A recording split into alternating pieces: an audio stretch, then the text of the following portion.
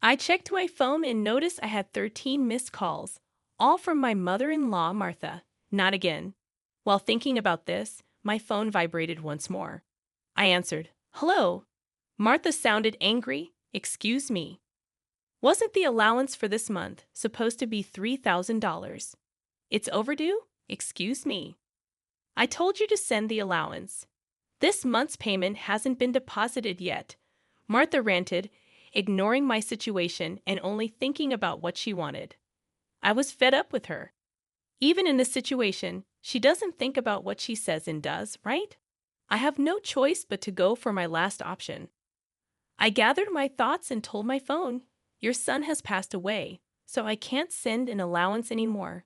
I'm Jennifer Smith, 32 years old, a busy woman working at a major financial firm and a housewife.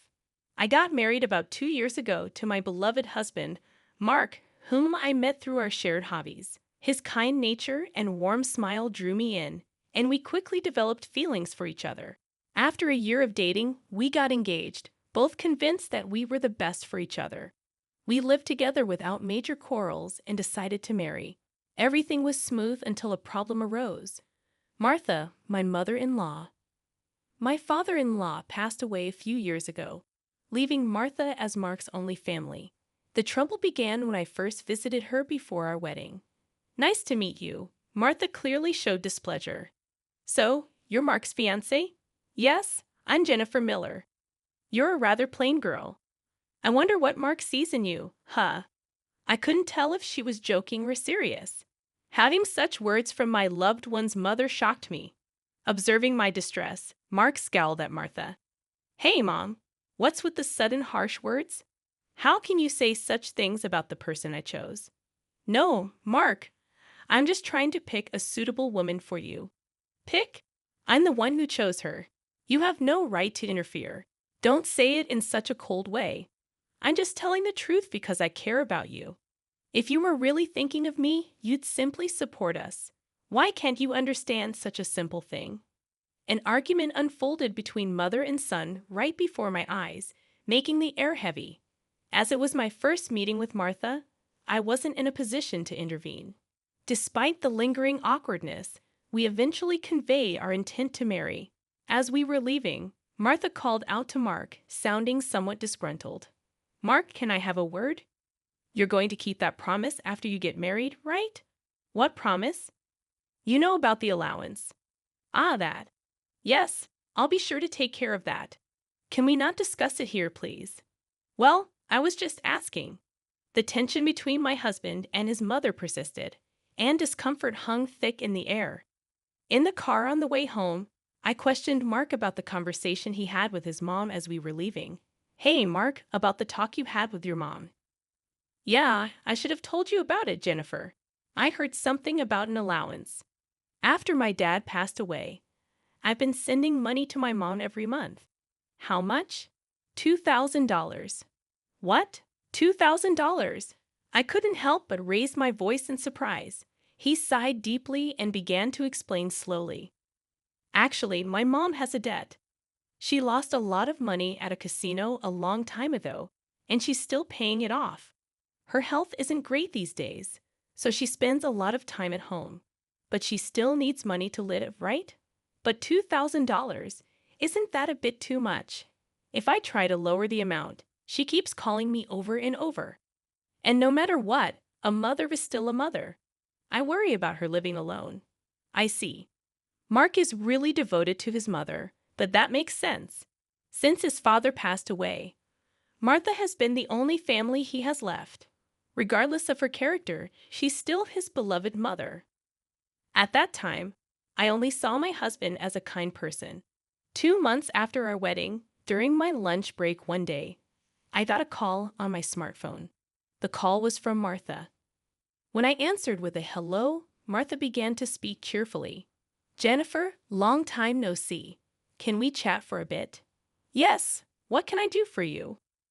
"Well, I was hoping you could start sending me money." "Excuse me?" I was so taken aback, I couldn't find words to respond. However, Martha seemed excited to continue the conversation. "You mentioned before that you're working for a financial company, right?" That means you have a good salary, doesn't it? Well, not exactly. What, you're lying to avoid giving me money? That's not what I mean. Then what is it? But Martha, you're still receiving financial support from Mark, aren't you? To my question, Martha responded defiantly. So what? Jennifer sternly expressed her feelings. Martha, getting $2,000 monthly support is a big deal. And yet you're asking for more. Really? You think so? If you were to send me an additional $1,000, I could avoid burdening Mark. What do you mean by that? Well, I have Mark as a guarantor for my debts. If I fail to make payments, the debt collectors will go after him. Do you understand? But aren't you using part of Mark's $2,000 to pay back the debt? I'm short. I haven't told Mark, but I have a significant amount of debt. Martha's tone made it clear that this was a fact. Even her husband was unaware of it. With future plans of having children, our expenses were set to increase. On top of that, taking over Martha's debt wasn't an easy task.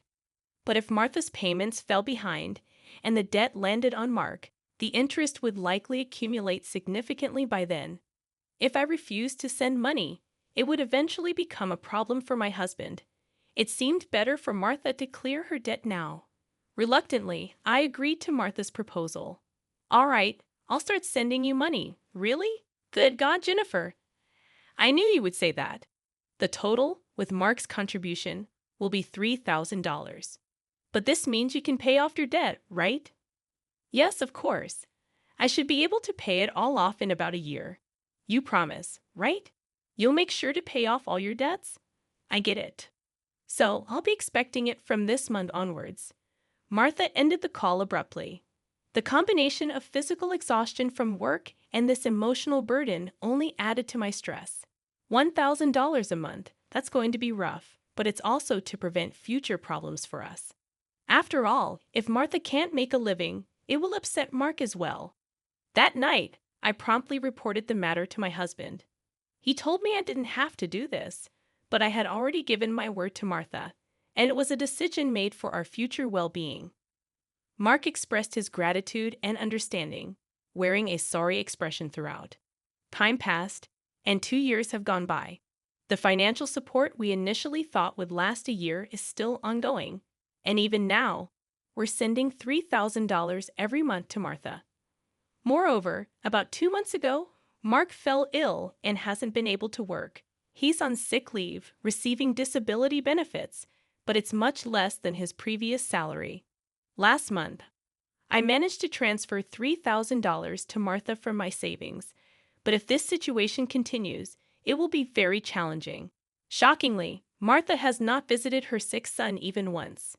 Despite informing her about his hospitalization, she doesn't show up and only contacts me to ask, "You're still sending the money, right?" I was furious and decided to talk to Mark about it. Mark, listen. Isn't it wrong that Martha is only concerned about money despite your condition? We need to seriously consider what to do moving forward. Yeah, I've been thinking the same thing. I don't want to put more strain on you, Jennifer. This month, too, she's bombarding me with calls and messages, asking if we've sent the money yet. Can you believe it? How could she focus solely on money when her son is unwell? Mark expressed his frustration at his mother, his face showing signs of weariness. Then, with a sudden idea, Mark exclaimed, "I've got it," and flashed a sly grin. "What is it, Mark?" I inquired. "Well, this is our last option. I've thought of something unconventional." "Yeah, for my mom." "What?" Mark proposed a plan beyond my imagination. While it might be considered inappropriate, it appeared to be the only way to get Martha to comprehend. A few weeks later, Mark was discharged from the hospital. Since Martha hadn't responded to any of our messages, we didn't inform her about Mark's release. In the past 2 weeks, Martha had persistently demanded the money. While Mark and I were enjoying a cup of tea, a message popped up on my phone.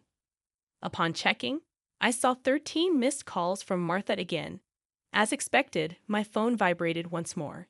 It was another call from Martha. "Hello," I responded, activating the speaker microphone so that Mark could also listen. Martha immediately started shouting. Listen, where's the $3,000 for this month? Excuse me, that's right. The money for this month hasn't been transferred yet. Do you realize Mark is now? I began, but Martha cut me off, saying, I don't care if he's in the hospital or whatever. It's none of my business. You're working at a good place, right? You must have plenty of savings. Hurry up and transfer it here. Martha was yelling angrily. Eventually, she said something unbelievable. Listen, since you married Mark, if he can't pay, you have to pay me. Understand?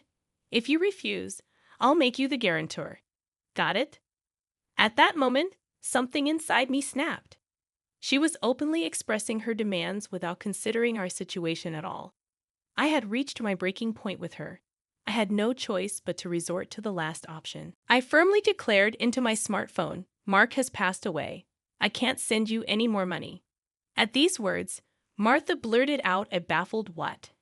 This was the final step that my husband suggested, to lie to Martha about Mark's death and observe her reaction. If she showed any sign of sadness, reflected on her behavior, and apologized, we would continue to support her financially. But if she didn't reflect and demanded money, we would sever ties completely. Deep down, I believed that even someone like Martha would deeply reflect on her actions if she were told that her own son had died. But in the very next moment, Martha burst into loud laughter. Yay, what's so funny? I asked. Well, isn't it obvious?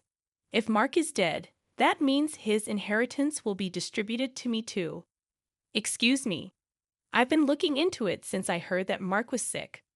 Listen here, 2/3 of Mark's assets are yours, but 1/3 is mine. I was at a loss for words. I never thought that when she first heard that her son was sick, she wouldn't look into treatment, but into how the inheritance would be divided. My anger surpassed. I was simply dumbfounded. My husband seemed to feel the same way, and as our eyes met, he slowly nodded. This was the signal to continue with the plan. Once again, I spoke firmly to Martha. Martha, did you hear what I said? Mark is dead. I heard it. What about it? Aren't you sad your own son passed away before you? You just make sure to send me some. I won't let you get away with not doing it. With a click, the phone line was cut off, and a dial tone echoed. I glanced at my husband and saw that he was shaking, his face red with anger. Mark, are you okay? I asked. As I asked, my husband looked into my eyes and said, I'm cutting ties with her. She'll likely come here eventually, demanding money. Let's wait until then, okay? But are you really okay with this, cutting off ties just like that? I inquired. Yeah, I have no regrets. After that call, she's no mother. My husband's eyes were filled with hatred, and I felt the same way. A person who only thinks about money over her own son's life is not family to me. A few days later, as we expected, Martha came to our house. For the time being, I decided to hide my husband in the next room and deal with Martha myself. Then Martha approached me with a face like a demon. Hey, give me Mark's inheritance right now, she demanded. Again with that. Anything else to say? He's already dead, isn't he? It's pointless to say anything now. Yet you never even visited him. What are you saying? Are you really his mother? You're so annoying. Give me the inheritance right away. I don't mind getting a lawyer. Speaking more would be a waste of time. Just as I thought that, my husband emerged from the next room. Seeing him, Martha let out a startled gasp, as if she had seen a ghost. Mark, why weren't you dead? Long time no see, Mom. Sorry, but the news about my death was a lie. Lie? How could you be so disrespectful? I wanted to confirm your true nature, Mom. I was curious about how you'd handle the allowance if your son died. But you turned out to be a gold digger, just as I suspected. I got that perfectly. What? How dare you call your mother a gold digger? Silence. I'm cutting ties with a toxic parent like you.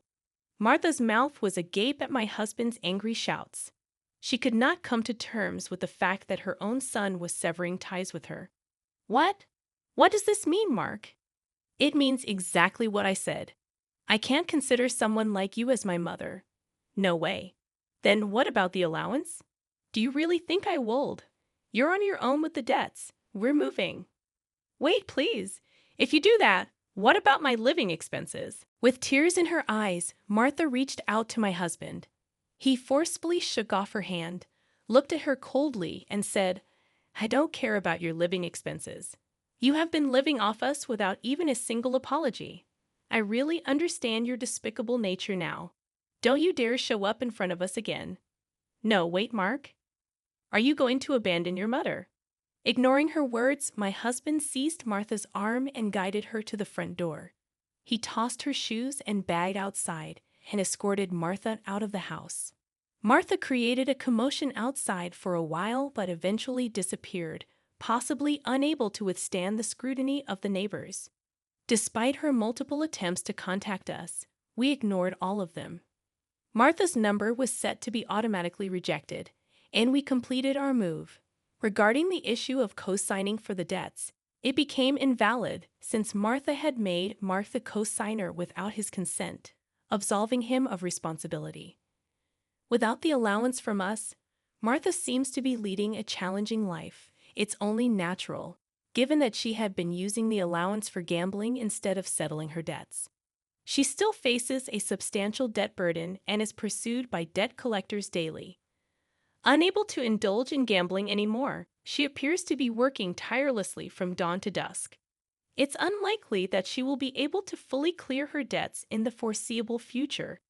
She will have to keep working until she is physically unable to do so. This is entirely a consequence of her own actions. As for us, we are enjoying fulfilling days in our new home. My husband's health has stabilized, and he has returned to work. After some time, we discovered a new life growing in my belly. We are expecting an additional member in our family next year. Moving forward, we aim to cherish happy moments as a family of 3.